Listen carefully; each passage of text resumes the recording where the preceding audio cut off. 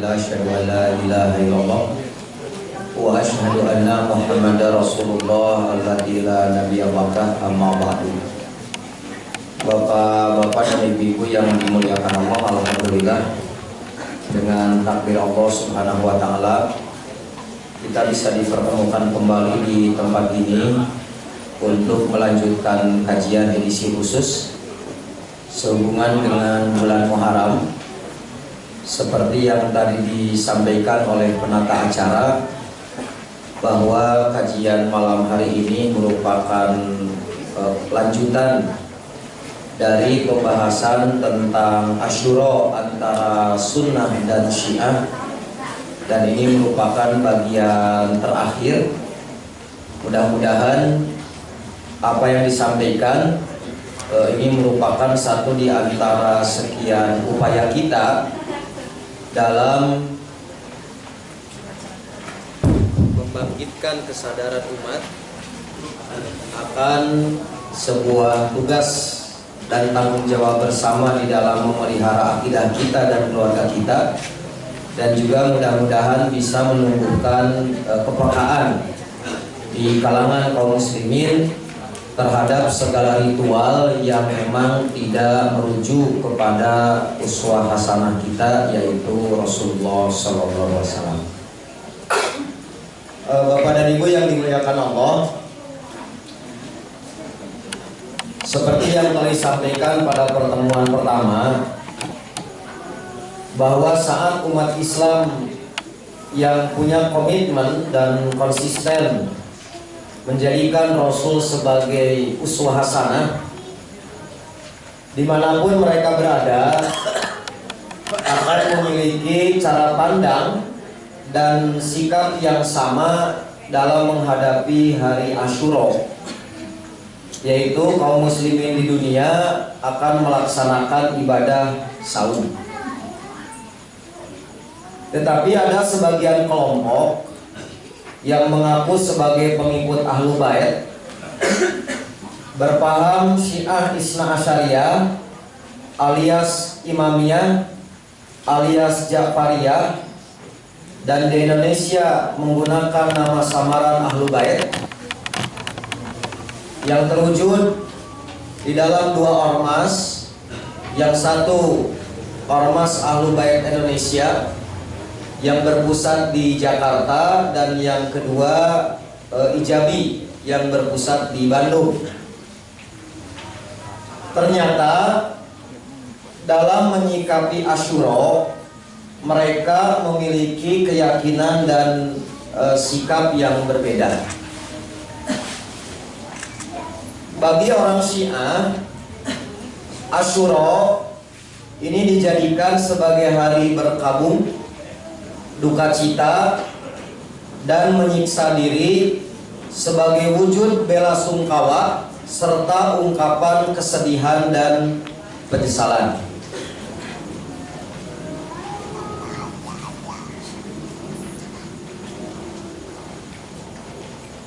Apa dasar mereka menjadikan hari Asyura disikapi dengan sikap yang tidak lazim sebagaimana umat Islam?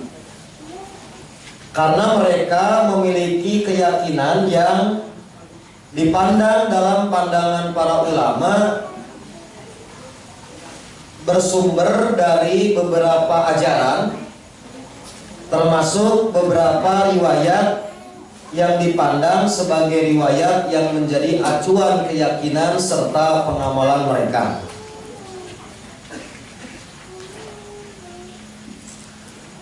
Beberapa praktek yang bisa kita lihat, pertama merujuk kepada kitab Syiah, yaitu At-Tasyayu' wa Syiah karya Ahmad Al-Kisrawi Asy-Syi'i, yang ditahqiq atau diedit oleh Dr. Nasir Al-Qafari. Di halaman 141 disebutkan bahwa pada setiap Asyura mereka memperingati kematian Husain dan melakukan perbuatan-perbuatan yang tercela seperti berkumpul, menangis, meratapi Husain secara histeria, membentuk kelompok-kelompok untuk berkeliling di jalan-jalan dan di pasar-pasar sambil memukul badan mereka, terkadang dengan rantai, melukai kepala dengan pedang, mengikat tangan dan sebagainya.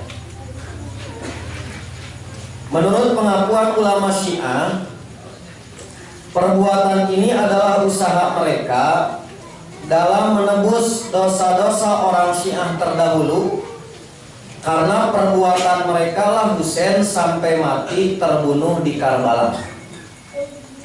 Jadi ini ada pengakuan dari ulama Syiah bahwa yang menyebabkan Husain terbunuh sebetulnya adalah ulah nenek moyang mereka. Nanti kita akan bahas asal muasal Syiah bukan di Iran, tetapi di Irak, khususnya Kufah.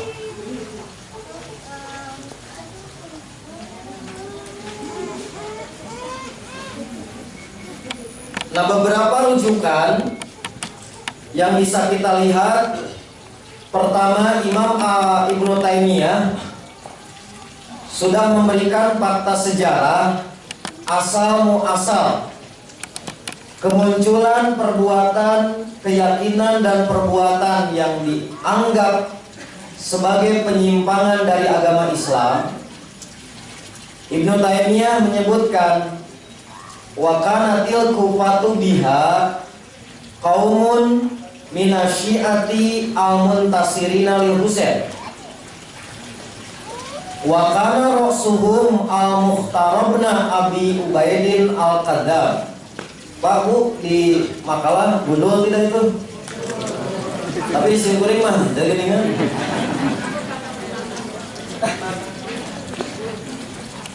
gundulnya tak? Tapi jabrik di simkuring mah. Nah, Bu, beda kacamata gitu. Jadi apa megang kacamata ya mah jauh jabrik ada mungkin.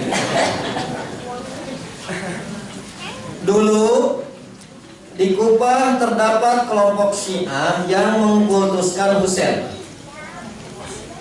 Pemimpin mereka adalah Al-Mukhtar bin Ubaid As-Saqafi Al-Qadzab. Di pihak lain, wa qaumun minan nasibah al-mubdibina li aliin radhiyallahu anhu wa auladihi. Di pihak lain ada juga kelompok nasibah, itu penentang yang membenci Ali bin Abu Thalib dan keturunannya. Wa muhimmu al-Hajjaj bin Yusuf as-Saqafi. Salah satu pemuka kelompok an-nasibah itu adalah Al-Hajjaj bin Yusuf as-Saqafi. Wa qad tsabata fis sahih anin nabiyyi sallallahu alaihi wasallam annahu qala, bahwa terdapat hadis yang sahih dari Nabi bahwa beliau bersabda, sayakunu fi saqib kadzab wa mubir, akan ada seorang pendusta dan seorang perusak dari Bani Saqib.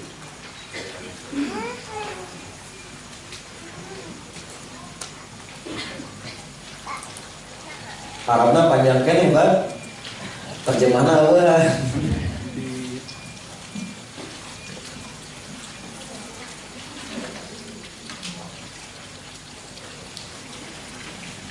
Pakana dzalika asyi'i huwa al-qadzab. Dia adalah pendusta Al-Mukhtar bin Ubaid. Wahada an-nasibi wa huwa al-mubir fa ahdatsa ulaikal hazna wa ahdatsa haula isrur.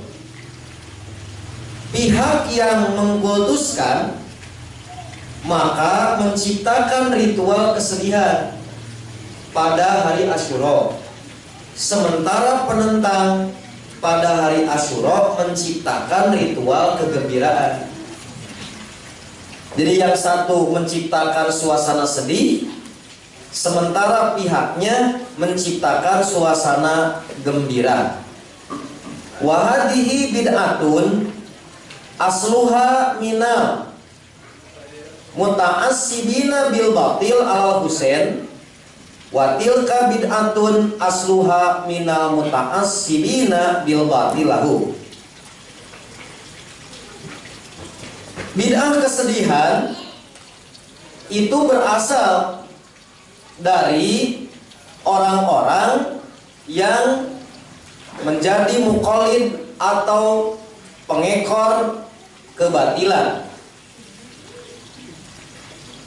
karena semuanya adalah orang-orang yang dalam posisi mereka, bahasa kita, mengkultuskan Ali, sementara yang lain juga melakukan kebatilan karena benci kepada Husain.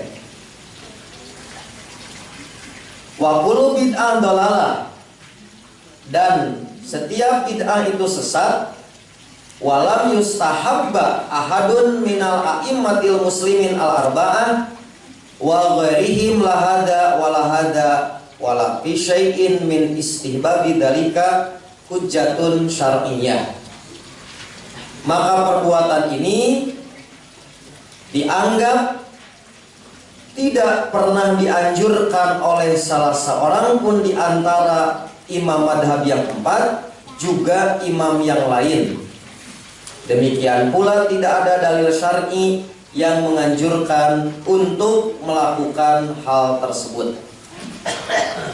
Ini sejarah awal adanya ritual kesedihan di kalangan Syiah itu bermula dari Syiah Irak, yaitu Kufah.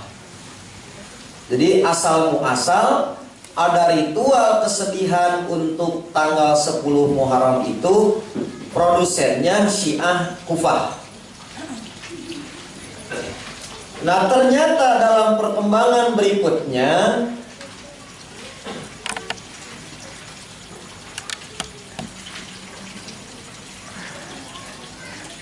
yang asalnya hanya ekspresi lokal gitu, hanya ada di Kufah, tetapi dalam perkembangan selanjutnya ternyata ekspresi kesedihan ini meluas di beberapa daerah yang di sana ada Syiah. Maka ekspresi kesedihan itu diwujudkan dalam beragam bentuk ritual. Misalkan di sebagian negara Iran, sebagian wilayah Pakistan dan Irak, cahaya dimatikan, orang-orang keluar rumah, anak-anak memenuhi jalan, mereka meneriakkan labbaik ya Husain, labbaik ya Husain. Bunyi gendang terdengar di mana-mana. Kemudian ada juga yang menusuk dan menyayat tubuhnya dengan pedang sebagai bentuk bela sungkawa yang mendalam atas kematian Husain. Pada saat yang sama, tokoh mereka berkhutbah menyampaikan kebaikan-kebaikan Husain, di saat yang sama mencela para sahabat lainnya.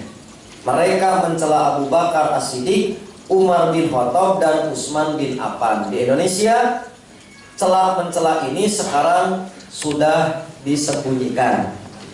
Nanti kita lihat acara Asyura dari tahun 2011 sampai 2014 yang kemarin. Nanti kita lihat acara 2015 ini kalau Bapak Ibu mau daftar.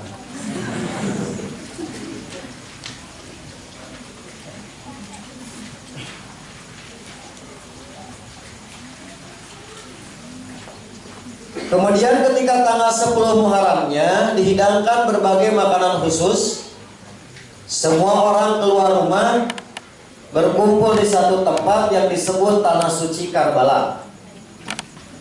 Disinilah mereka melampiaskan berbagai bentuk kesyirikan, tawaf mengelilingi kuburan, mencari berkah dengan mengusap-ngusap berbagai tempat yang mereka anggap suci, sambil mendendangkan lagu dan menabuh rebana. Dipersilakan bagi Bapak Ibu yang ingin puas dengan rekamannya, bisa dilihat sendiri di YouTube atau di Abah Google, dan di Mang YouTube gitu kan, dengan kata kunci Karbala gitu. Tuh, bila nanti mau koleksi. Kalau yang saya tampilkan nanti koleksinya terlalu sedikit gitu. Nah, setelah ditelusuri dari beragam sumber kitab Syiah, maka semangat peristiwa Karbala ini didukung oleh sebuah rekayasa terhadap ajaran yang saya sebut merekayasa hadis-hadis palsu dengan mengatasnamakan nama Ahlul Bait. Nah, diantaranya beberapa hadis yang bisa saya sampaikan di sini. Pertama, inna man baka alal Husain aw tabaka, barang siapa menangis atau tangiskan dirinya atas kematian Husain. Jadi tabaka itu teu bisa nangis oge ceurik we usahakeun. Jadi cecerikan gitu tabaka itu. Jadi menangis, sesungguhnya orang yang menangis atau berusaha untuk menangis-nangis gitu atas kematian Husain, ghafarallahu lahu ma taqaddama min dzanbihi wa ma ta'akhkhara, maka Allah akan mengampuni segala dosanya baik yang sudah dilakukan maupun yang akan dilakukan. Jadi genah kan Pak Bu, kalau Bapak Ibu rumah loba dosa gitu kan, ikutilah acara Asyura. Nangislah, maka selesai acara Asyura dosa Bapak meruluk gitu. Nah, itu yang saya ambil di dalam kitab Asy-Syiah wa Tashih As-Shara baina Asy-Syiah wa Tasyayyuh halaman 93. Kemudian hadis lain. Kullul jaza wal buka makruhun illa jaza wal buka liqatil Husain. Setiap kesedihan dan tangisan adalah tercela kecuali kesedihan dan tangisan karena terbunuhnya Husain. Menurut Syiah hadis ini sahih.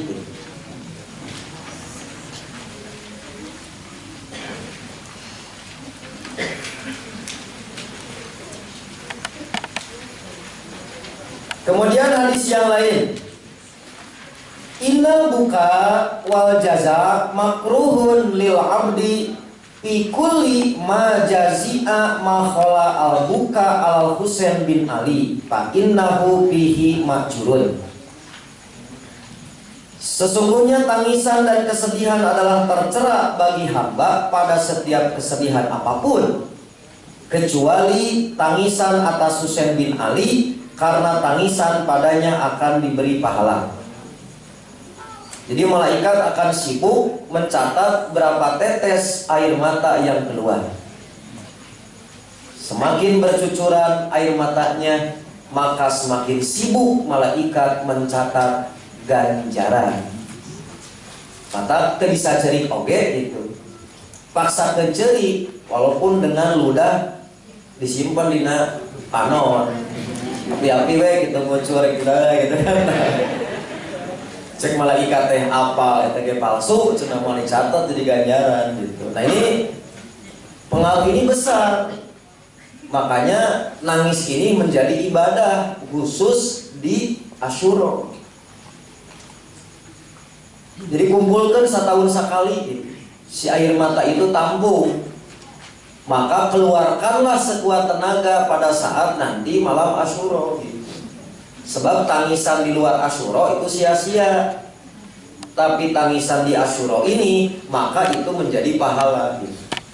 Siapa Bu? Oke, Ibnu Hajar bakal ngayakeun malam Asyura ya. Tapi ngabubur. Selain riwayat-riwayat di atas, masih banyak lagi riwayat-riwayat palsu yang mereka rekayasa. Hasil penelitian kami kurang lebih 458 riwayat yang menerangkan kewajiban berduka cita dan menziarahi makam para imam Syiah. Bahkan dari jumlah tersebut 338 riwayat diantaranya dikhususkan mengenai kebesaran dan keutamaan serta pahala besar bagi penziarah makam Imam Husain atau ke Karbala. Jadi kalau Bapak Ibu nanti mau memanfaatkan momen orang awam bodoh terhadap keyakinan ini, nanti kita buka travel khusus Pandanwangi Karbala gitu. Travel tour gitu kan. Dari surga menuju Karbala atau sebaliknya. Ayo kenapa aku berbisnis mah? Karena mau bodoh jelema bodoh gitu. Karena keyakinan sudah tertanam kan, rasa penghormatan dan akidah seperti itu. Nah, saya ambil contoh betapa menggiurkan ajaran ini bagi orang awam, sebab hadis-hadis yang mereka keluarkan demikian menjanjikan super keutamaan gitu. Bukan keutamaan lagi, super keutamaan. Sampai contoh hadisnya, inna ziyarota Qabril Husain ta'dilu isrina hajatan. Sesungguhnya ziarah ke makam Husain di Karbala itu pahalanya sebanding dengan haji 20 kali. Wa afdalu min isrina umratan wa hajatan, dan lebih utama daripada 20 kali umroh dan haji. Jadi kalau Bapak pernah haji dan umroh, belum berapa nilainya kalau belum ke Karbala untuk menziarahi makam Husain. Ini menjadi daya tarik kan bagi orang awam yang punya keyakinan. Jadi berapapun biaya kecil dibanding dengan keutamaan yang bisa didapat. Masih kurang Pak? Tambahan. Asal detik keneh 20 kali haji mah. Hayang sakumaha? Aya riwayatna. Man ata Qabrul Husain arifan bihaqihi kana kaman haja mi'ata hajatin ma'a Rasulillah sallallahu alaihi wasallam. Siapa yang ziarah ke makam Husain dalam keadaan mengenal haknya, dia bagaikan orang yang berhaji 100 kali bersama Nabi.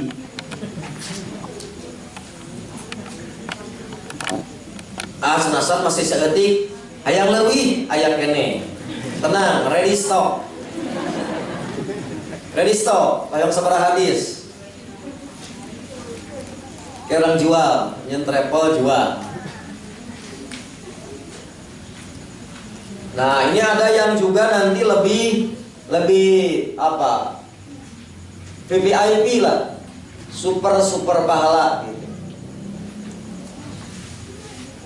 Nah, Manzaro Husain yauma Asyura. Tadi makan hari apapun gitu. Jadi hari apapun kalau menziarahinya, paling bonusnya ngan sakitu, tidak bisa di top up, tidak bisa di upgrade. Kalau mau di upgrade pahalanya, maka datanglah hari Asyura.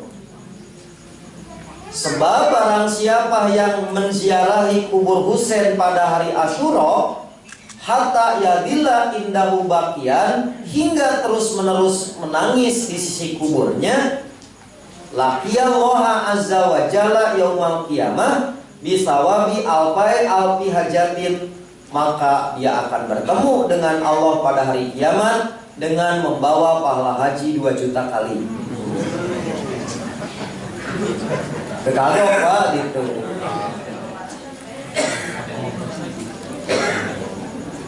Mata Pak Dede kan orang Adamal Al-Kausar dia kan gitu. Hadis Rawahul Kausar gitu kan. Singsahan berziarah ke Pandanwangi gitu kan, maka akan bertemu dengan Allah dengan kelipatan-kelipatan 500 juta pahala. Bisa wae Pak.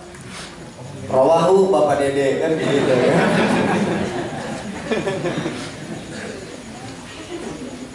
Nah, ini yang saya ambil di antara kitab yang populer, Biharul Anwar. Biharul Anwar ini 120 jilid kitabnya. Ini yang saya kutip di jilid 100 di halaman 290. Jadi 120 jilid kitabnya. Itu karya Imam Al-Majlisi. Biharul Anwar. Nanti di Sigabah kalau mau perlu jadi Syiah baru silahkan. Kalau Bapak Ibu mau jadi Syiah, di Sigabah sudah dicantumkan kitab Biharul Anwar baru 90 jilid. Untuk di-download silahkan, itu free. Majanan gratis. bagi yang ingin mengenal Biharul Anwar. Tapi sekali lagi catatannya gratis kitabnya, tapi kacamata sayanya tidak gratis sebab gundul kitabnya.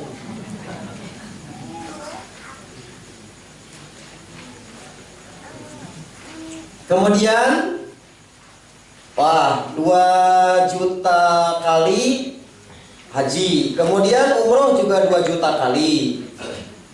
Terus pahala perang 2 juta kali. Tapi saja mau ke Allah mah walaupun Allah tengahku gitu kan. Artinya kan masih dimungkinkan mardud gitu. Ya oke lah. Kita buat garansi agar makbul ibadahnya. Jieun we gitu kan. Nu aya jaminan makbul. Oke, lahirlah hadis ini. Man ata Qobrol Husain arifan bihaqihi fi ghairi yaumi idin. Ini bertingkat nih. Barang siapa yang ziarah ke makam Husain bukan pada hari Id dalam keadaan mengenal haknya, niscaya Allah mencatat baginya pahala 20 kali haji dan 20 kali umroh, tapi ada jaminan mabrurotin makbulatin, dijamin makbul. Mabrul lagi makbul. Waman atahu fi yaumi idin kataballahu lahu mi'ata hajatin wa mi'ata umratin. Barang siapa yang mendatanginya pada hari Id, niscaya Allah mencatat baginya pahala 100 kali haji dan 100 kali umroh. Waman atahu yauma arafah arifan bihaqihi. Barang siapa yang mendatanginya pada hari Arafah 9 Zulhijjah, sama dalam mengenal haknya, kata Allahu lahu alfa hajatin wa alfa umratin mabruratin mutaqabbalatin. Niscaya Allah mencatat baginya pahala 1000 kali haji dan 1000 kali umroh, tapi ada jaminan mabrur lagi makbul. Sopak di program lah tahun payun gitu kan, urang wisata Karbala gitu. Kangina di Damang menerima wisata Karbala gitu kan. Namun fasilitasnya ke surga tanpa ngorondang. Ini yang menjadi sekali daya tarik bagi orang-orang awam. Nah, lalu saya berpikir kan setelah ditelusuri rek naon sih nyeun kieu gitu. Nah, ternyata salah satu riwayat yang dinisbatkan kepada Ja'far As-Shadiq, Imam Syiah ke-6, didapatlah motif primer dengan memanfaatkan momentum Karbala. Jadi hidden agendanya, motif primer diadakan hadis-hadis seperti ini pada dasarnya mau mengalihkan perhatian orang dari kecintaan kepada tanah haram Mekah. Ini hidden agendanya, agenda terselubungnya. Sebab umat Islam di dunia, madhab apapun Islam secara fikih, kiblatnya sama, tanah haramnya sama. Syiah selama belum punya kiblat pemersatu, maka kekuatan mereka sebanyak apapun tidak akan solid.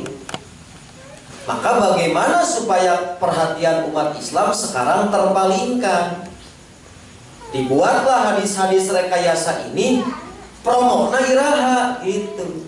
Maka hadis-hadis ini dipromokan menemukan momen. Diciptakanlah momen Karbala, tragedi terbunuhnya Husain. Pinter bagus. Mata orang Syiah tuh bodoh mah watir. Sebab ini permainan tingkat tinggi kan. Jadi permainan tingkat tinggi, makanya orang bodoh tidak mengerti. Nurut weh ka imam. Nah, padahal ada motif ini sebetulnya dari penciptaan hadis dan merekayasa tragedi yang disebut Karbala. Jadi menimbulkan rasa empati rasa bela sungkawa, semangat keyakinan, ada fasilitas dengan beragam ganjaran yang disediakan. Ujung-ujungnya kata Ja'far As-Shadiq, "Lau anni haddastukum bipadli ziyaratihi wa padli qabrihi lataroktum al-hajja roksan." Sekiranya saya menceritakan kepada kalian tentang keutamaan menziarahi dan keutamaan kuburan Husain, niscaya kalian meninggalkan haji. Wa mahajja minkum ahadun, dan tidak seorang pun di antara kalian melaksanakan haji, sebab jadi tidak menarik haji itu. Apa bahasa kita mah, keutamaannya menjadi tidak sebanding dibanding dengan keutamaan berziarah ke makam Husain. Tapi kan jadi tekabita haji itu. Andai kata saya sebutkan seluruh hadis-hadis yang menjelaskan keutamaan. Wahai ka amma alimtu annallaha, adapun saya tahu bahwa Allah ittakhoda Karbala haraman aminan mubarakan. Apa itu? Kuring mah apa? Bahwa Allah telah menjadikan Karbala sebagai tanah haram yang aman lagi diberkati. Qabla an yatakhida maka taharoman, sebelum Allah menjadikan Makkah tanah haram. Jadi Makkah itu sebetulnya nuturkeun, sebab yang asal tanah haram itu Karbala. Darapanya cek Ja'far As-Shadiq. Kuring mah apa? Aranjeun mah da arapa? Ye, yang apa teh? Sabenerna mah tanah haram teh Karbala heula.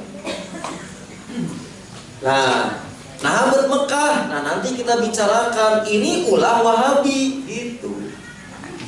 Sebab yang menjadikan tanah haram Mekah ini sehingga keharaman kesucian Karbala diambil, ini adalah pekerjaan Wahabi. Sehingga Iran, orang Syiah merasa punya kewajiban harus merebut kembali. Maka diciptakanlah keonaran-keonaran ibadah haji, supaya orang nyalahkan Arab Saudi terbalik. Nah, jadi ayat ini tuna itu. Skenario ini sudah ada sejak dulu. Jadi ambisi mereka bagaimana agar manusia umat Islam di dunia teralihkan perhatiannya yang asalnya ke Mekah beralih ke Karbala. Sekarang tinggal kiranya Asyurona watir teh nyen kabah tiruan kan. Bakat teu boga ada bakat ku hayang tapi kumaha carana? Erek maling teboga pasukan Gajah Abroha gitu kan.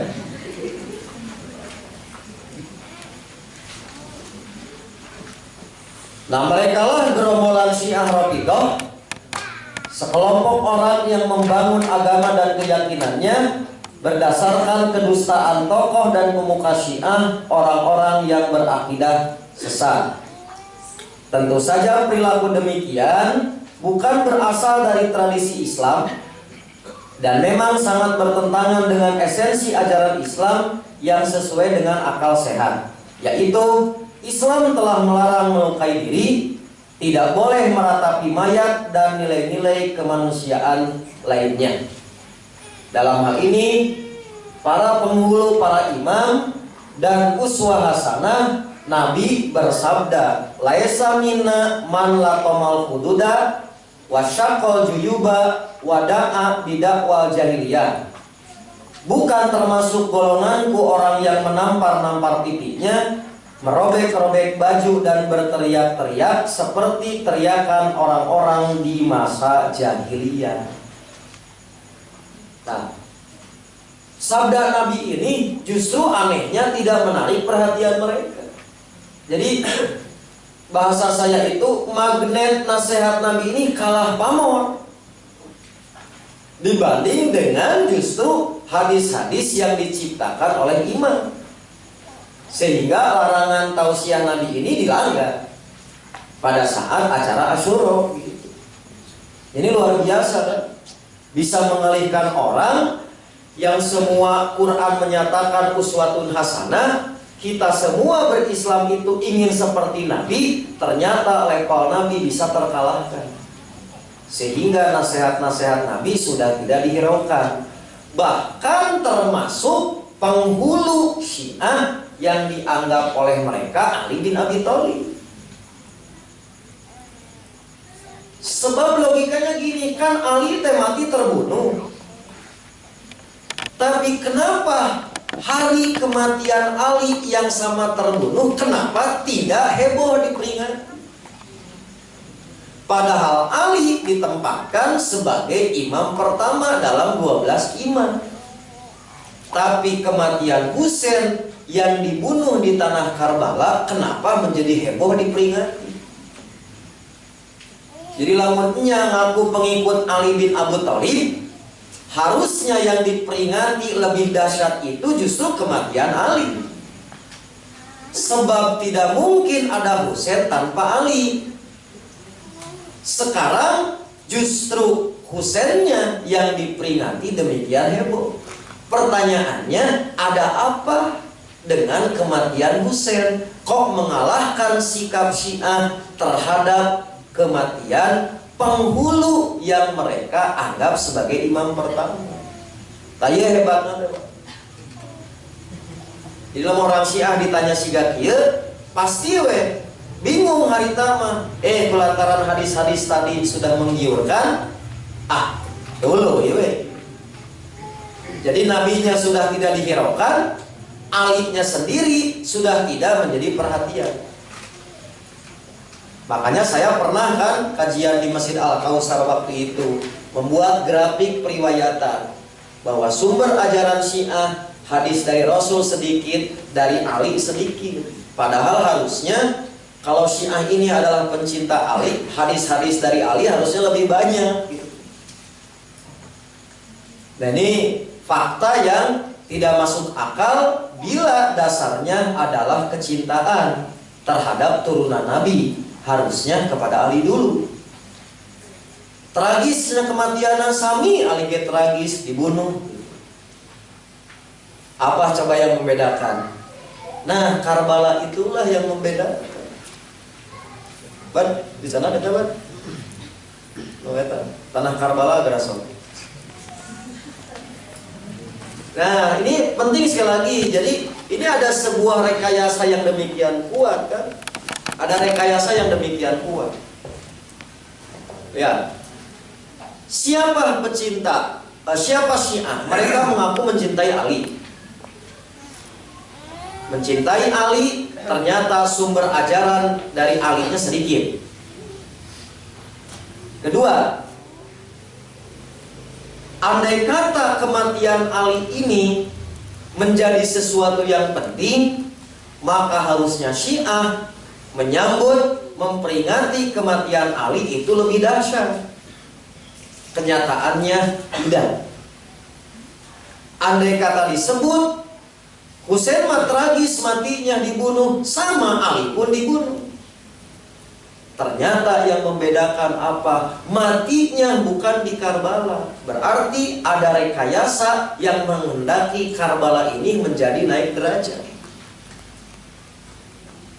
Nah, makanya Bapak Ibu, gimana gara-gara nu hiji abang nu geura. Ini kan Turbah Karbala. Turbah Karbala ini dibuat dengan sebuah keyakinan bahwa di tanah Karbala ini ada tetesan darah syuhada Husain.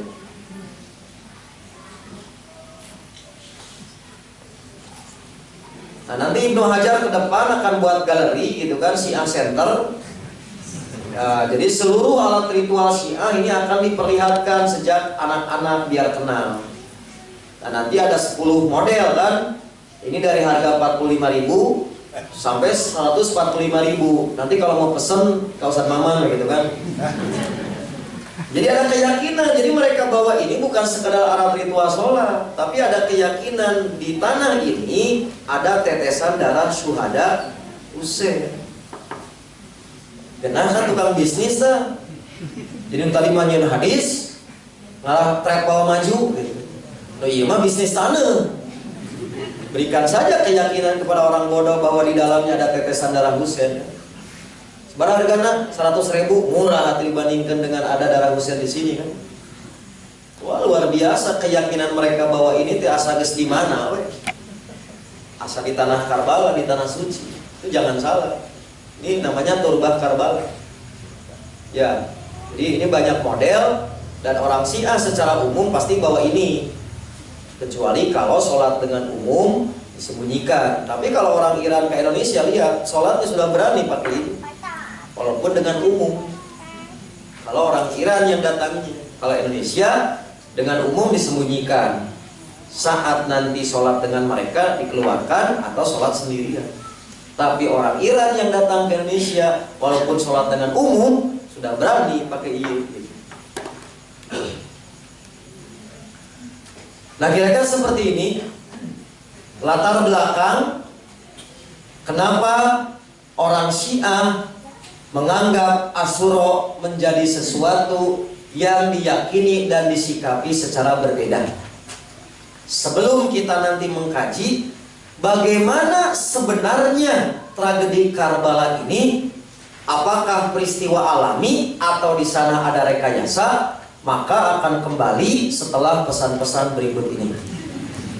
Nah, sekarang kita akan lihat bagaimana orang Syiah merayakan hari Asyura. Ini saya buat rekaman. Rekaman ini yang akan ditampilkan dari tahun 2011 dan 2014 antara ritual Asyura versi Ormas Syiah Abi dan versi Ormas Ijabi.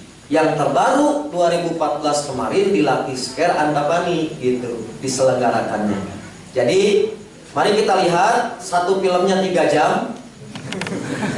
Ini ada 3 film. Gawe 2011 kan 2011, 12, 14 4 film kali diujang. Jadi kalau kemarin nomor Persib, tadi nomor Syiah.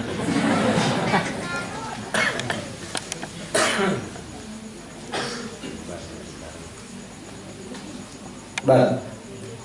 Nah ini yang pertama untuk 2011.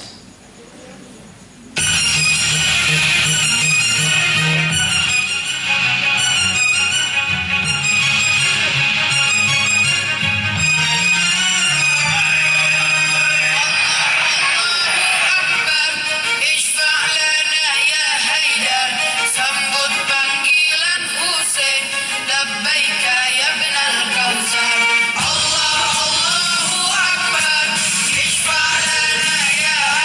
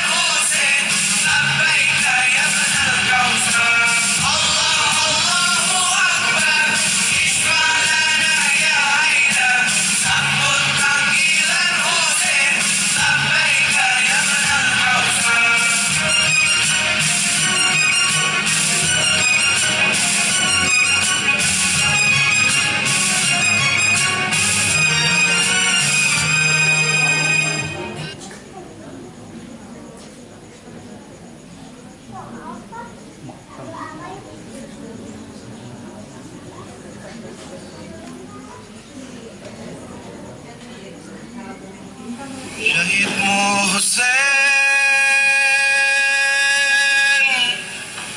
lukai Nabi,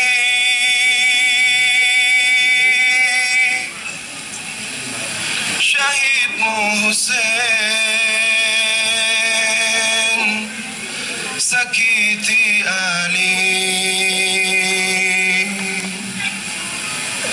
bundamu betul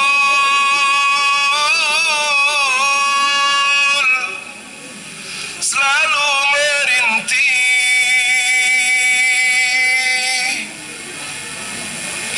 Hasan abangmu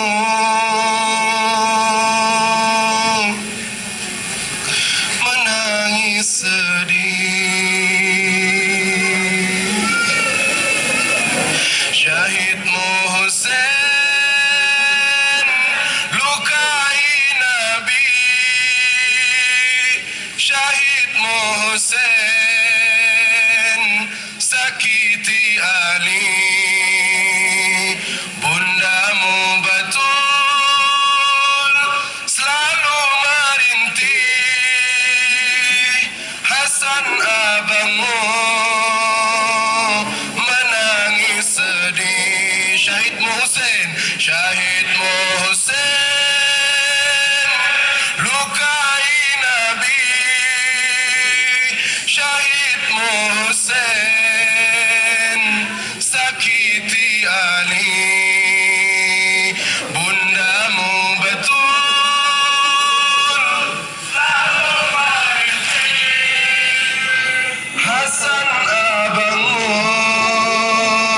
menangis sedih.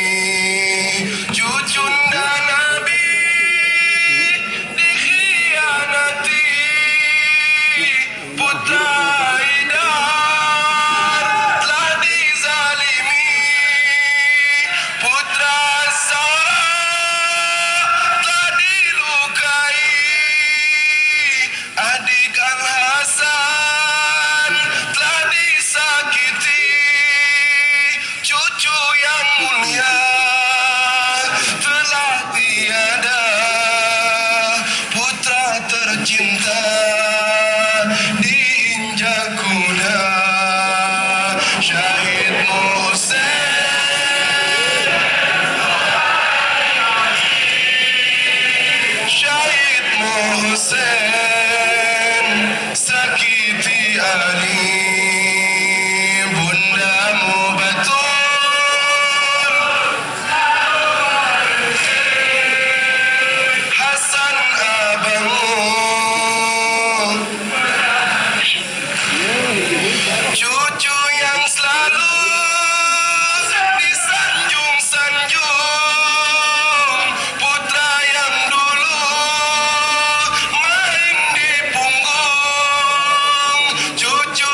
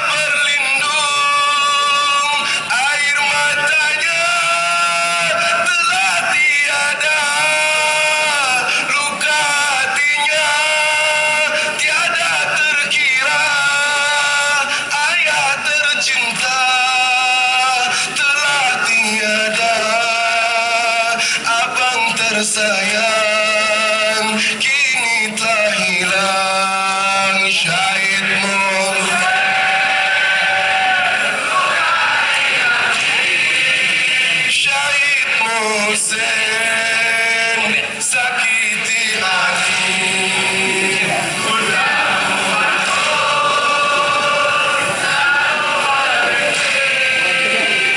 Hasan abangmu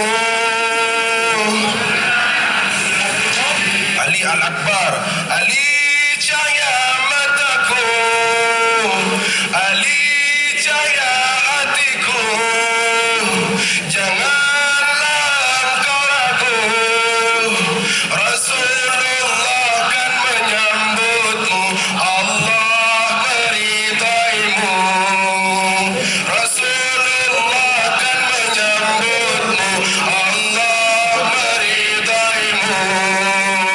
Ali cahaya mataku, Ali cahaya hatiku, janganlah engkau ragu, Rasulullah kan menyambutmu, Allah meridaimu, Rasulullah kan menyambutmu, Allah.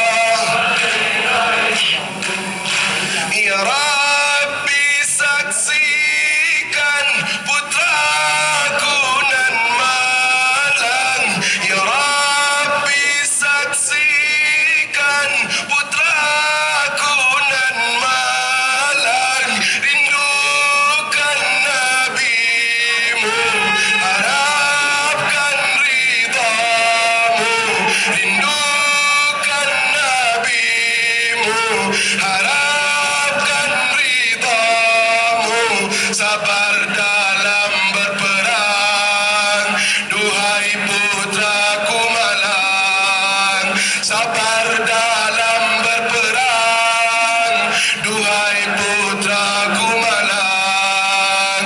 Ali cahaya mataku, Ali cahaya hatiku, janganlah engkau ragu, Rasulullah kan menyambutmu, Allah meridaimu, Rasulullah kan menyambutmu, Allah meridaimu. Hatiku bergetar, putraku terkapar, hatiku bergetar, putraku terkapar, tubuh penuh luka, hatiku berdarah, tubuh penuh luka, hatiku berdarah. Ya Allah aku ridha, Ya Allah aku ridha, Ya Allah aku ridha, Ya Allah aku ridha. Ya Ali, Ali cahaya mataku, Ali janganlah engkau ragu, Rasulullah kan menyambutmu, Allah. Ya Ali, Rasulullah.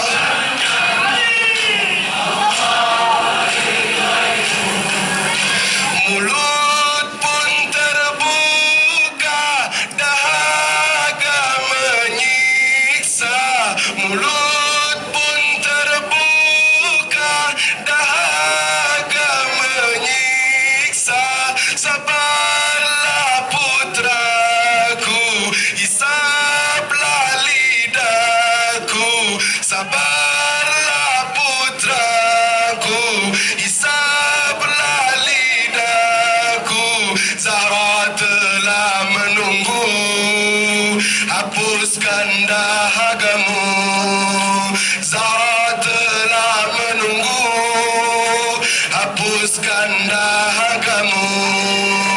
Ali cahaya mataku, Ali cahaya hatiku, jangan. Bendera ini adalah bendera yang pernah berada di atas pusara Allah meridaimu, Bendera merah ini adalah bendera yang pernah disimpan di atas kubah Imam Hussein. Tangis tak tertahan saat ia katakan. Tangis tak tertahan saat ia katakan. Oh ayah cukupkah? Oh imam pantaskah? Oh ayah cukupkah? Oh imam pantaskah? Darahku yang tertumpah bekal menghadap Allah. Darahku yang tertumpah bekal menghadap Allah. Ali Jaya, Ali Jaya hatiku, janganlah engkau ragu. Rasulullah, Allah meridaimu. Rasulullah kan menyambutmu. Lihatlah manusia tragedi Karbala. Lihatlah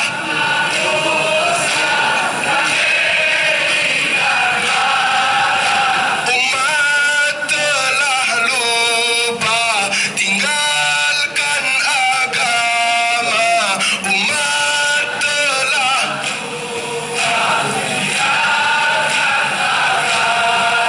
membantai keluarga Rasulullah tercinta. Membantai keluarga. Ya Ali, Ali Jaya mataku, Ali janganlah engkau ragu. Rasulullah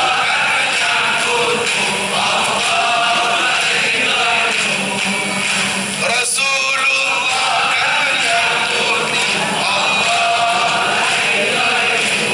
hal min nasirin yansuruni, hal min mughithin yughithuni. Sambutlah panggilan Al-Husain, sambutlah panggilan Al-Husain. Hal min nasirin yansuruni, hal min mughithin yughithuni. Labbaika ya Husain. Hal min nasirin yansuruni, Labbaika ya Husain. hal min mughithin yughithuni. Labbaika ya Husain.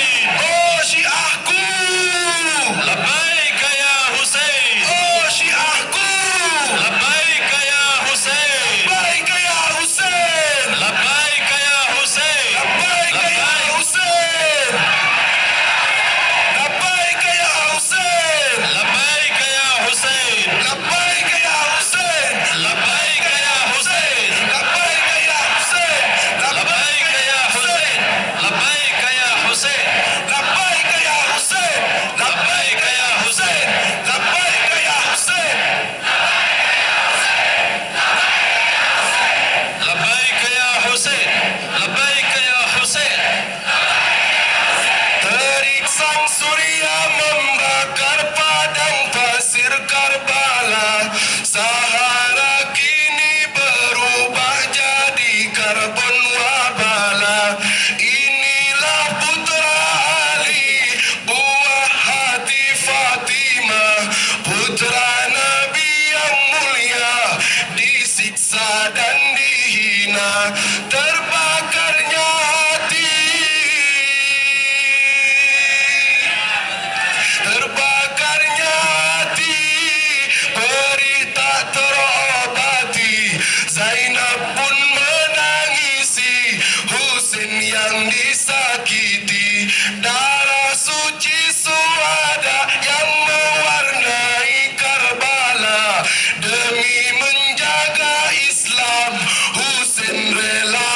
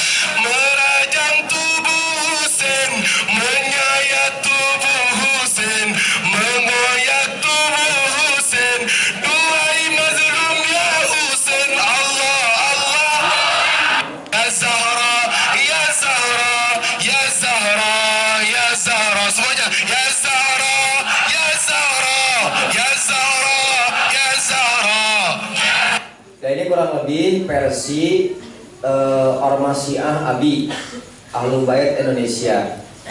Sekarang kita bandingkan dengan versi Ijabi yang tahun 2014 kemarin di Lucky Square Antapani. Bagaimana Ijabi mengadakan acara ritual Asyura ini dalam kemasan yang berbeda.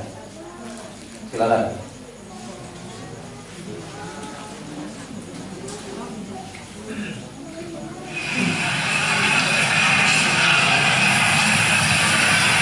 Assalamualaikum warahmatullahi wabarakatuh.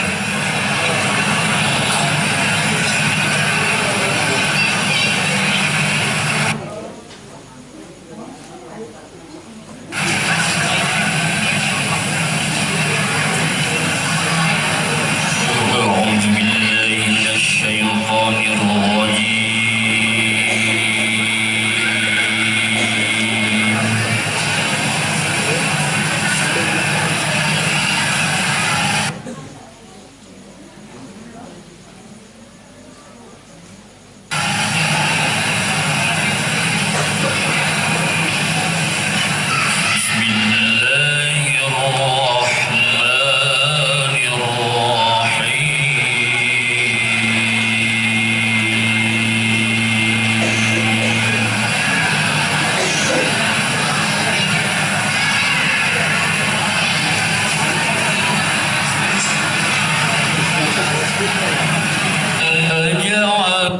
Nah, di eskin langsung diambil menit keseberang.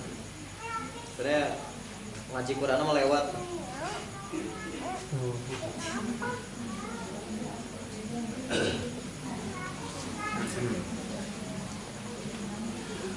Langsung pembukaan saja.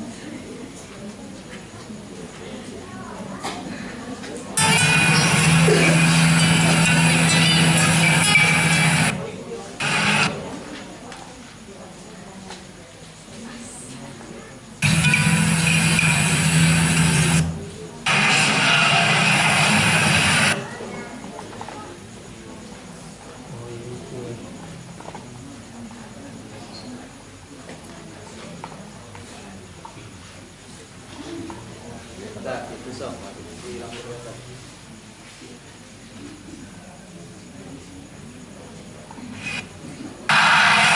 Dua, kemanusiaan.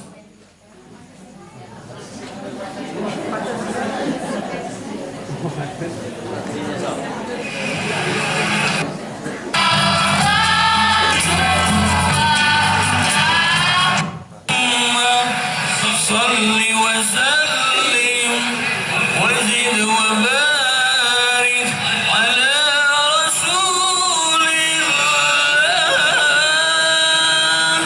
وآله الأطهار على رسول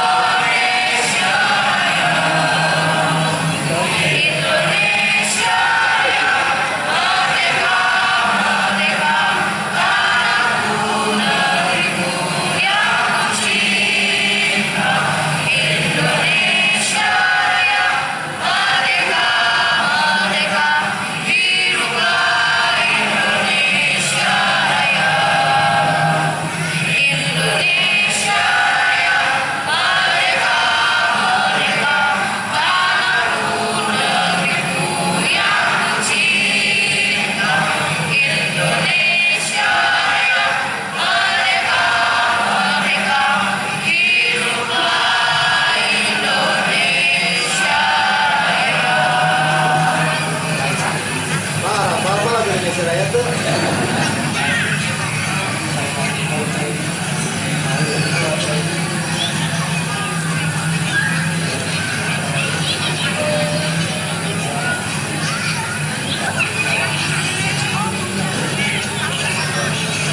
Sekarang himna Ijabi. Kalau dihafalkan, kalau mendengar lagu ini berarti ini lagu Ijabi.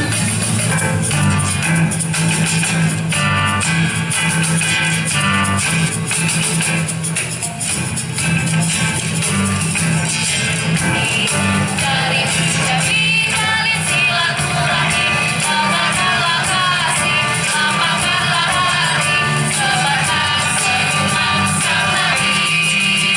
Sebarkanlah kasih, lapangkanlah hati, sebarkan senyuman sang Nabi. Kami kibarkan panji halus, para Nabi.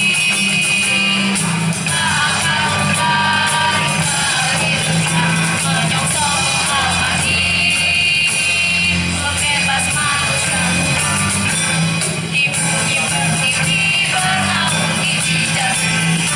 Dengan Ijabi mari satukan hati, bersama Ijabi demi suara abadi. Majulah, majulah Ijabi, bersama Ijabi demi suara abadi. Majulah, majulah Ijabi, majulah, majulah Ijabi, majulah, majulah Ijabi.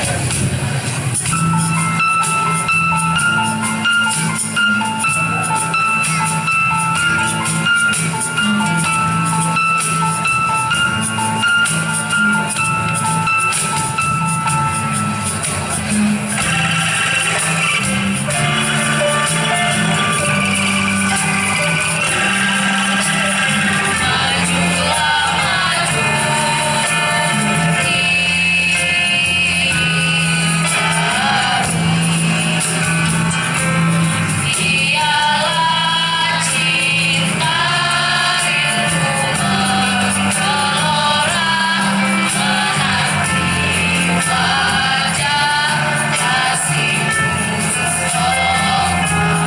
Bahtera cinta kafilah munajat, kafilah suci alim. Sebarkan cinta Ali Muhammad, sucikan diri, sucikan gerakan adil malam syahid Husein, curahkan cerahan hijaban Muhammad. Iza Allah Rahman, wilayah Ali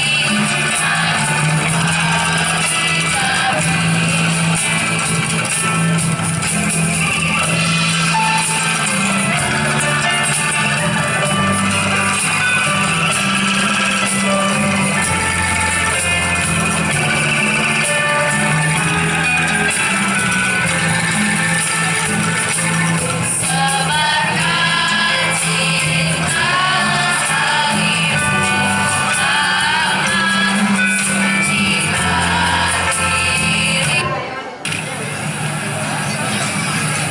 Hadirin dimohon tetap berdiri.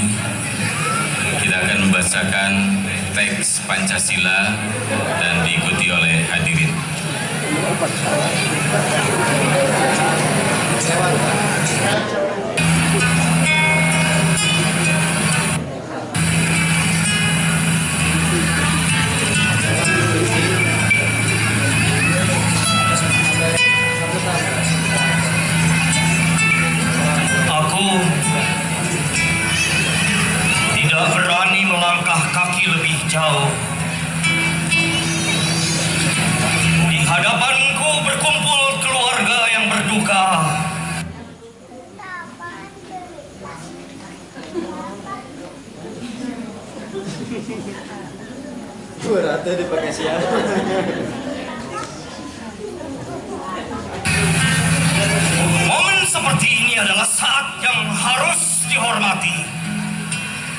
tidak boleh asal bicara, terlarang sembarang berkata.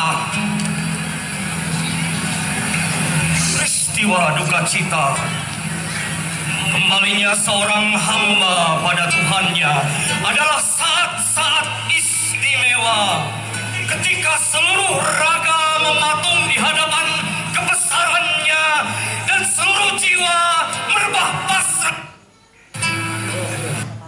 Ada pertama lihat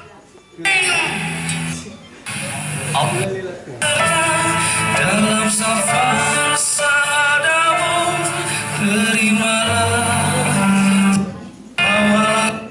ulama, para tokoh pemuka agama dari Sayyidun Nisa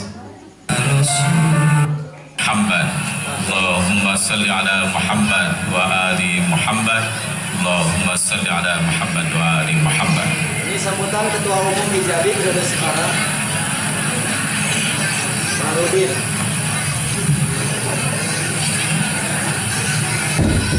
Bismillahirrahmanirrahim. Assalamualaikum ya Rasulullah. Assalamualaikum ya Muhammad ibn Abdullah.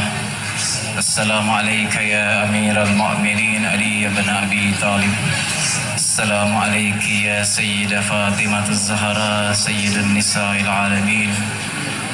Assalamualaikum ya Hasan ibn Ali Al-Mujtaba. Assalamualaikum ya Aba Abdullah Al-Husain. Assalamu ala Al-Husain wa ala Ali ibn Al-Husain wa ala awladi Al-Husain wa ala ashabi Al-Husain. Assalamu alayka ya a'immatal ma'sumin wa rahmatullahi wa barakatuh. Assalamualaikum warahmatullahi wabarakatuh.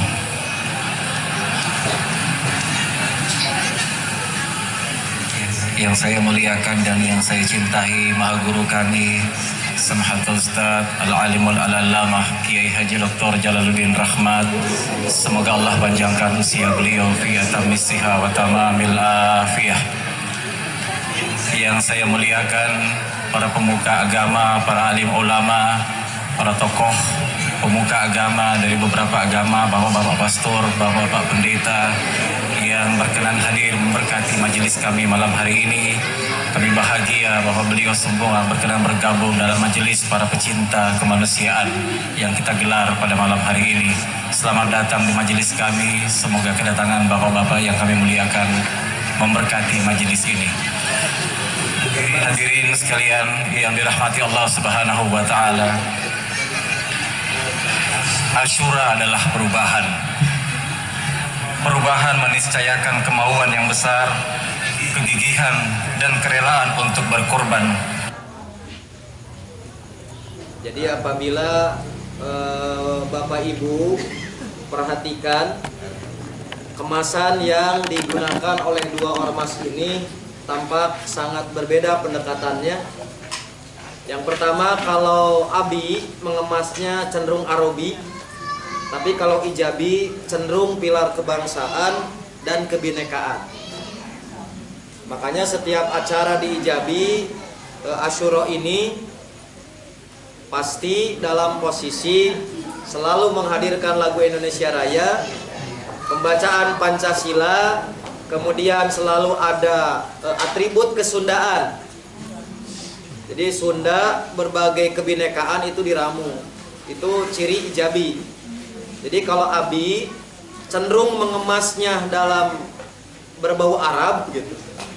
Tapi kalau Ijabi justru keragaman dalam kebineka tunggal-ikaan. Makanya rata-rata dari sekian acara ini memang bagi orang awam itu akan lebih cenderung tertarik oleh Ijabi.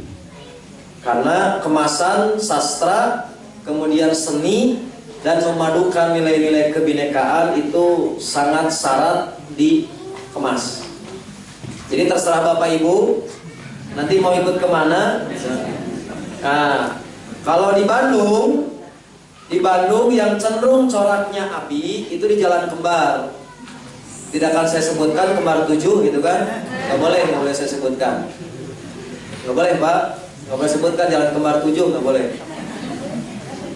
Jadi itu yang cenderung mengadakan Asyura ini coraknya Abi, itu di jalan kembar 7. Nah sementara Ijabi ini kecenderungan corak Kebhinekaan Tunggal Ikaan beberapa kali mau di luar, tetapi 2 tahun terakhir ini kan di demo, termasuk kejadian ini juga sedang di demo sebetulnya di luar gitu, sehingga waktu dipersingkat 1 jam dari rencana semula. Jadi sekali lagi Bapak tinggal pilih nanti tanggal 10 ini mau kemana, ambil undangannya. Mau undangannya di Matahari, tidak akan saya sebutkan, Jalan Kampus 2 atau Kampus 3 nomor 13 sampai 17, tidak akan saya sebutkan alamatnya gitu. Atau mau di Jalan Kembar, itu di Kembar 7 yang selalu memang membuat tenda besar setiap acara Asyura dan memang melibatkan banyak pihak, sehingga jalan itu khususnya Jalan Habib, mau disebutkan Habibna asli mau disebutkan. Itu sudah bertahun-tahun dulu awalnya di Bandung, lalu sekarang diteruskan oleh Habib, dan satu di antara transaksi hubungan mut'ah juga ada di sana.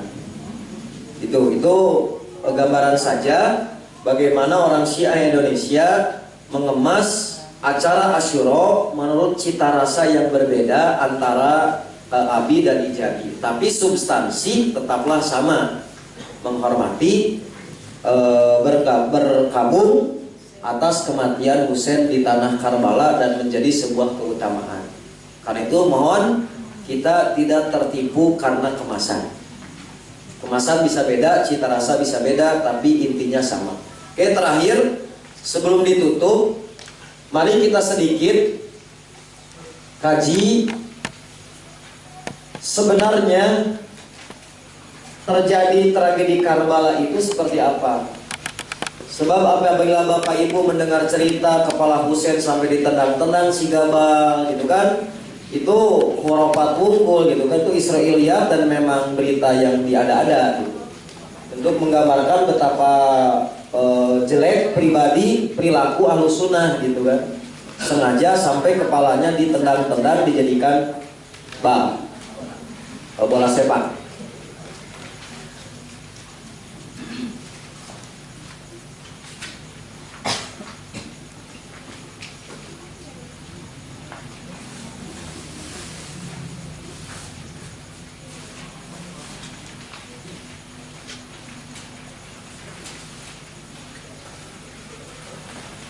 Nah, Ibnu Taimiyah memberikan resep kepada kita saat kita membicarakan atau membaca peristiwa Karbala ini, maka kata Ibnu Taimiyah dituntut setidaknya untuk melakukan 2 hal.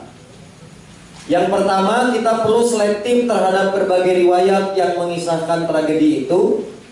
Yang kedua, kita fokus peristiwa tidak hanya pada peristiwa pembunuhan saja. Jadi episode kejadiannya harus dibaca utuh. Sebab apabila peristiwa ini hanya diambil, di-capture dari peristiwa pembunuhannya, menghilangkan kronologi kisah sebelumnya, seakan-akan bahwa Husain adalah korban kebiadaban Ahlus Sunnah. Orang Syiah saat memberitakan tentang peristiwa Karbala itu selalu potong kompas, dipotong cerita lengkapnya, diambil peristiwa tragisnya, sehingga orang yang membaca atau mendengar tidak bisa mendapat gambaran yang utuh. Maka sekali lagi, saat membicarakan, saat membaca, saat mendengarkan kejadian ini, jangan hanya pas kejadian dibunuhnya, tapi harus dibaca secara utuh dengan rangkaian cerita secara keseluruhan. Apabila dibuat ringkasan fokus secara umum begitu, maka skema pembunuhan Husain kurang lebih seperti ini. Saat terjadi penggantian kepemimpinan, Muawiyah meninggal, Yazid bin Muawiyah menggantikan kedudukan Muawiyah. Husain termasuk orang yang tidak setuju dengan pembeatan Yazid bin Muawiyah. Maka beliau pergi ke Mekah. Saat ada kabar bahwa Husain menolak kepada Yazid, Yazid bukan sahabat, generasinya tabi'in. Maka terdengar berita bahwa Husain katanya menolak. Jadi larinya ke Mekah. Jadi Husain minta penjelasan sampai seluruh persoalan, dari mulai persoalan terbunuhnya Ali, terbunuhnya Hasan, minta untuk diusut. Tidak dulu pembicaraan masalah kepemimpinan. Karena naik tahta Yazid dianggap dilakukan secara sepihak, Husain tidak setuju, Husain lari ke Mekah. Kabar penolakan ini sampai ke beberapa daerah, yang di daerah-daerah itu dianggap ada Syiah Ali yang tidak setuju terhadap kepemimpinan Muawiyah. Maka saat mendengar kabar bahwa Ali menolak, basis Syiah yang pertama yang ada di Kufah mengirim surat kepada Husain untuk menjadi imam mereka. Jadi kami penduduk Kufah tidak mau taat ke Yazid. Mendengar engkau membangkang, sudahlah kami beat kepada Anda agar Anda menjadi pemimpin kami, gitu. Maka Husain saat mendengar kabar ini, kurang lebih hampir 100.000 surat yang dikirimkan ke Husain ke Mekah dari Kufah untuk meyakinkan Husain bahwa kami serius mengangkat Anda dan minta kepada Husain memimpin kami memberontak. Jadi bugot terhadap pemerintahan yang sah. Husain waktu itu tidak langsung percaya. Kenapa Husain tidak percaya? Sebab Syiah Kufah itu ada kasus sebelumnya, yaitu wafatnya Ali, ada saham, pengkhianatan Syiah Kufah. Juga saat terbunuhnya Hasan, ada saham juga pengkhianatan Syiah Kufah. Maka cara Husain ini apakah penipuan, jebakan? Husain akhirnya mengutus Muslim bin Aqil memastikan benar dari permintaan ini, bahwa mereka serius gitu.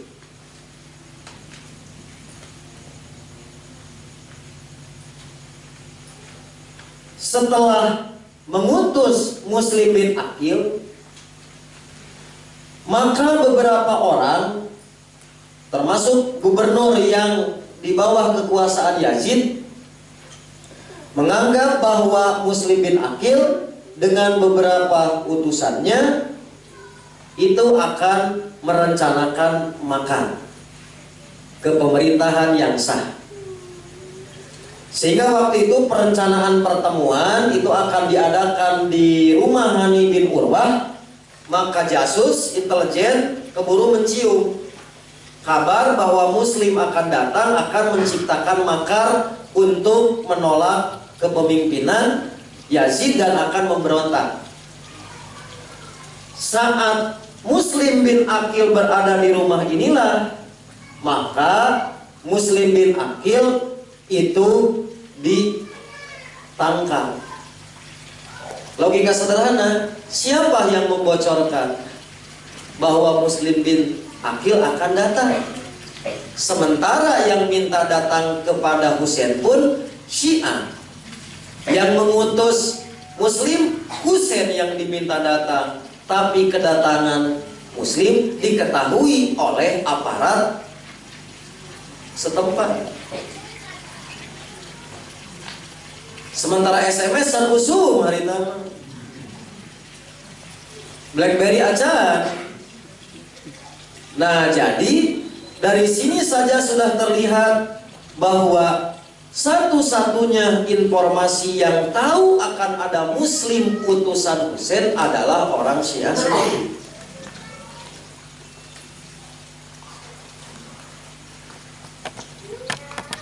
Maka saat itu Hani sebagai pemilik rumah, tempat pertemuan, terbunuh. maka tinggal Muslim seorang diri. Maka Muslim pun dibunuh di hadapan yang mengaku para pendukung Husain. Jadi kayak bahasa nanti.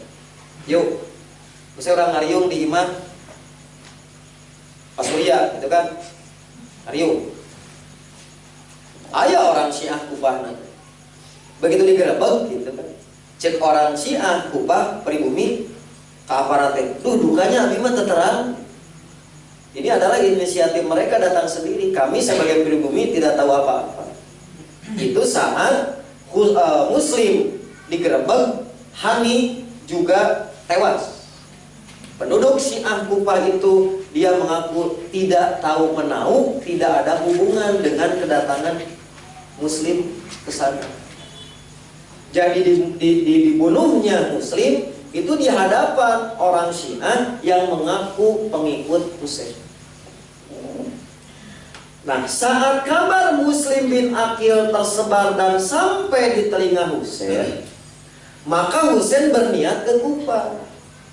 Nah, disinilah peran sahabat yang lain mengingatkan, termasuk Anas bin Malik. Ulah, ieu mah punten bahasa kasar mah, ieu mah jebakan wungkul orang-orang yang tidak bertanggung jawab yang mengaku pendukung engkau.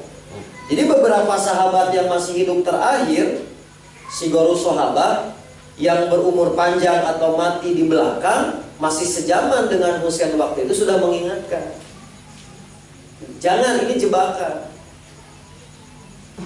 Nah, tapi Husain mendengar kematian itu tetap harus datang untuk melihat langsung dan langsung mendengar kabar dari lapangan dan menemui orang-orang yang mengaku akan mendukung, yaitu Syiah Kufah. Nah, sebelum sampai di lokasi, maka beliau bertemu dengan Al-Hurru bin Yazid.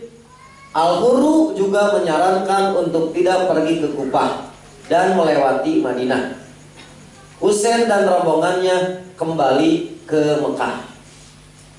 Jadi itu mata bisa ditolak. Jadi berangkat, tapi di perjalanan bertemu dengan Al-Hurru bin Yazid, memberitahu jangan dilanjutkan ke Kufah. Bahasa kita, kondisi genting, tidak aman. Maka akhirnya Husain dan rombongan kembali ke Mekah. Tatkala sampai di Karbala, jadi terjadi kali itu nanti, ya peristiwa Karbala itu justru saat mau kembali.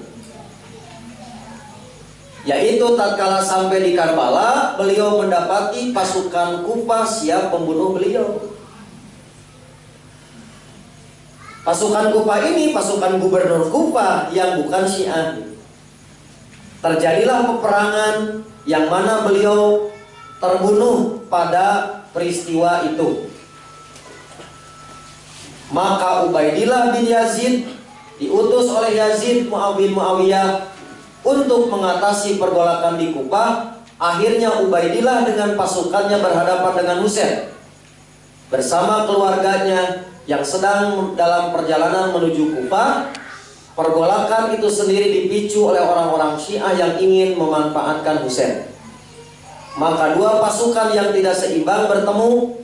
Sementara orang-orang Kufah yang memujuk Husain dan berjanji akan membantu dan menyiapkan pasukan, justru melarikan diri meninggalkan Husain. Jadi Syiah mengaku pecinta Ahlul Bait, yang mengaku akan membela sampai mati cucu Rasul ini, justru membiarkan Husain sendirian. Jadi kelakuan orang Syiah begitu. Ali kasusnya begini, Hasan kasusnya begini. Pokoknya mah kalem aya kuring. Tong hariwang kumaha kuring we pas waktu nama Nah, sampai akhirnya terbunuhlah Husain sebagai orang yang terdolimi dan sebagai syahid. Kepalanya dipenggal lalu dibawa ke hadapan Ubaidillah bin Ziyad sebagai gubernur Kufah, dan kepala itu diletakkan di bejana.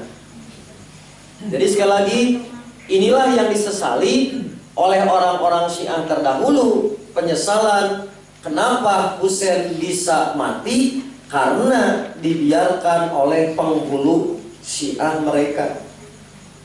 Jadi Allah ngondang, saat diondang kadinya rek dibela kalakah diantep, Husain terbunuh, ari nu ngajak nu ngaku ngadukung nama salamet. Teu dabongan Husain mah cek aing dodol tengah gugu gitu. Di mejaan tong ngagugu kahur, kalakah ngagugu ka ucapan hur. Kulna mah entong tong digugu lamun teh gugu mah salamet gitu. Itu kan alibinya begitu.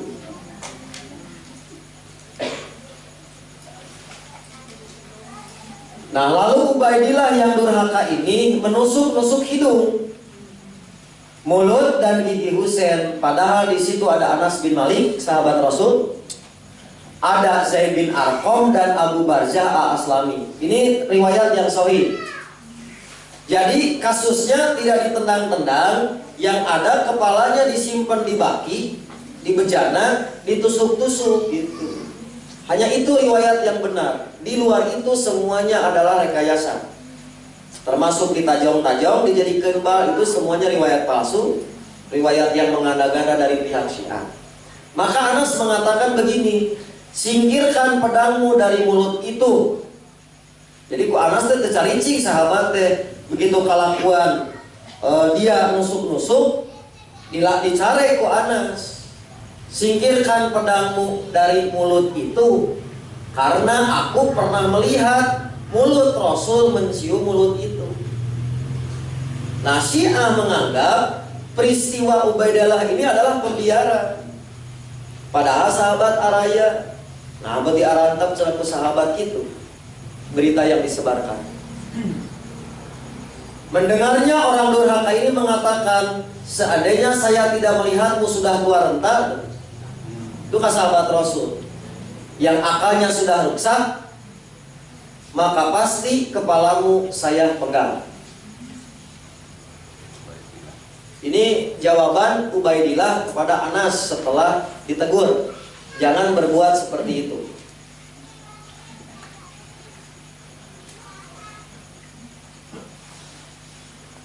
Kenapa Ubaidillah disebut orang durhaka? Karena tidak ada satupun SK, Kepres, perintah Yazid untuk membunuh. Jadi perintah dari presiden mah tewak Husain untuk diklarifikasi, diintegrasi, benarkah memberontak. Jadi inisiatif Ubaidillah lah yang melakukan pembunuhan, bukan perintah Yazid. Nah, di Syiah sebaliknya, untuk mengotori citra turunan sahabat bahwa penguasa ini adalah penguasa yang dolim, penguasa yang sifatnya otoriter, tangan besi, sehingga Husain bernasib seperti itu. Nah, padahal fakta yang sebenarnya seperti yang diriwayatkan di dalam riwayat Imam Bukhari ini, sebetulnya bahwa tidak ada perintah dari khalifah untuk membunuh, tapi yang ada adalah menangkap. Hanya berita yang menyebar, justru memang sudah direncanakan dari awal Husain harus dibunuh dan dipenggal gitu. Ini pintarnya orang Syiah bermain opini dan informasi. Jadi tiba heula simkuringnya Pak ke SD gitu. Di dia tegas nepi karena ceuli teh Husain mawatna dipenggal sampai ditendang-tendang, kepalanya jadi bola. Itu nepi di SD ka abdi, Pak. Tiba heula berita itu sudah menyebar. Artinya bahwa cara penyebaran Syiah ini efektif untuk mengelabui orang awam. Nah, padahal kejadian yang sesungguhnya seperti ini. Nah, juga nanti diriwayatkan dalam riwayat Imam Tirmidzi, Ibnu Hibban, juga dalam riwayat At-Tabrani dari hadis Zaid bin Arqam. Jadi bukan hanya Anas yang melarang, ternyata Zaid bin Arqam pun tidak tinggal diam, tetapi juga melarang perbuatan itu. Ini yang tidak diungkap oleh orang Syiah, seakan-akan ada pembiaran dari sahabat Rasul. Kemudian juga riwayat yang lain yang disampaikan di dalam kitab Fathul Bari, maka Anas juga diterangkan dengan bahasa yang lain. Setelah Ubaidillah dicarek ke Anas, maka dia akhirnya menghentikan perbuatannya. Jadi setelah saya cek kitab-kitab Syiah yang standar yang sengaja disembunyikan, kemudian juga riwayat-riwayat Ahlus Sunnah, maka kita sehebat apapun orang Syiah menyembunyikan data dan kenyataan yang sebenarnya, tahu Allah juga yang memperlihatkan bahwa peristiwa yang sesungguhnya setelah Husain terbunuh, kepala beliau dipenggal dan ditaruh di meja, selanjutnya mata, hidung, dan gigi beliau ditusuk-tusuk oleh dengan pedang Ubaidillah yang durhaka. Para sahabat yang menyaksikan tindakan itu segera mencegahnya agar ia menyingkirkan pedang itu, karena mulut Rasul pernah menempel di tempat itu. Ini menunjukkan rasa hormat begitu tinggi para sahabat kepada Rasul, dan alangkah sedih hati mereka menyaksikan cucu Rasul, orang kesayangan beliau, dihinakan di depan mata mereka. Jadi penting saya sampaikan poin ini, bahwa kejadian yang sesungguhnya Husain dibunuh oleh Ubaidillah atas inisiatif sendiri, dan ada upaya pembiaran karena orang yang mau mendukung, yaitu Syiah Kufah, sengaja meninggalkan Husain menjadi seorang diri. Sahabat tidak tinggal diam dalam menghadapi musibah ini, maka sahabat bertindak cepat dan tegas dengan cara melarang perbuatan Ubaidillah yang dianggap tidak pantas dilakukan. Sekali lagi, data ini oleh orang Syiah ditiadakan, sehingga terbayang perilaku buruk para sahabat yang sengaja membiarkan perbuatan biadab ini itu berlangsung. Maka apa tujuan akhir Syiah dengan peristiwa ini? Pada dasarnya untuk menjatuhkan kredibilitas sahabat, bahwa sahabat adalah orang yang tidak terhormat, perilaku sahabat biadab, dan agar semua orang dalam posisi empati Syiah didolimi, keinginan penghormatan terhadap Karbala mengalahkan Mekah itu dapat terwujud. Inilah inti persoalan yang terkait dengan tragedi Karbala yang dibungkus dalam kemasan ritual agama, padahal sesungguhnya di sana tersembunyi rencana busuk dari orang Syiah secara politis dengan memanfaatkan ajaran keagamaan atas nama Ahlul Bait. Mudah-mudahan Allah Subhanahu wa Ta'ala memberikan kekuatan kepada kita. Yang pertama, bahwa ternyata tugas kita dalam berdakwah dan membina bukan semakin enteng. Syiah hari ini adalah fakta, bukan ilusi, bukan mimpi. Yang kedua, marilah kita lawan sikap mereka dengan terus menghidupkan sunnah Rasul. Dalam hal ini saum Tasu'a Asyura, yang dalam hal ini khususnya Persatuan Islam memang menetapkan tanggal 23 dan 24, yaitu hari Jumat dan hari Sabtu. Sementara saudara kita yang Muhammadiyah hari Kamis dan Jumat. Maka semua ini sebagai media menghidupkan sunnah yang sesungguhnya sebagai lawan.